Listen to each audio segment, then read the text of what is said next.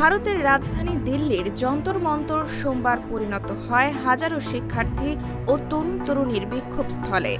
শিক্ষা ব্যবস্থার সংস্কার এবং কেন্দ্রীয় শিক্ষামন্ত্রী ধর্মেন্দ্র প্রধানের পদত্যাগের দাবিতে ককরোচ জনতা পার্টির ডাকে অনুষ্ঠিত এই কর্মসূচিতে পুলিশের লাঠিচার্জ, কাঁদানে গ্যাস এবং বিভিন্ন স্থানে মেট্রো স্টেশন বন্ধ করেও আন্দোলনকারীদের থামানো যায়নি।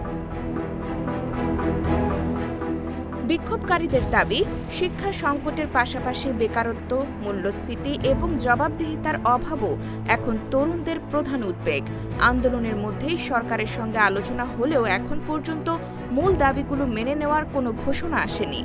ফলে আন্দোলন অব্যাহত রাখার ঘোষণা দিয়েছে সিজেপি।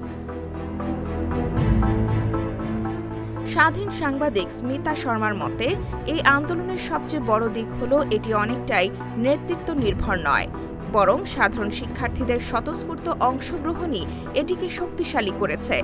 অন্যদিকে সমাজকর্মী যোগেন্দ্র যাদব এবং প্রবীণ সাংবাদিক হেমন্ত অত্রি মনে করেন, এই বিক্ষোভ শুধু শিক্ষা নয়, দেশের অর্থনীতি, কর্মসংস্থান এবং গণতান্ত্রিক জবাবদিহির প্রশ্নেও সরকারের জন্য একটি স্পষ্ট বার্তা। বিশ্লেষকদের মতে, দিল্লির এই বিক্ষোভ দেখিয়ে দিয়েছে যে দেশের তরুণ প্রজন্ম নিজেদের ভবিষ্যৎ নিয়ে আগের চেয়ে অনেক বেশি সোচ্চার। সরকারের জন্য এটি একটি রাজনৈতিক ও সামাজিক বার্তা, যা ভবিষ্যতের রাজনীতিতেও গুরুত্বপূর্ণ প্রভাব ফেলতে পারে। IBTV USA, new York.